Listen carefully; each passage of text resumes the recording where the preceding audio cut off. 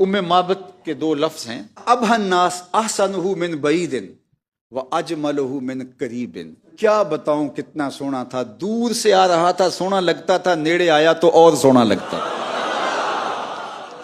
اللہ اکبر۔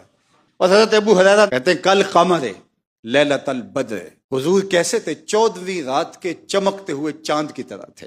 پھر کہا لم ارا قبلہ ولا بعدہ مثلہ، حضور جیسا نہ پہلے ہوا نہ بعد میں ہوا۔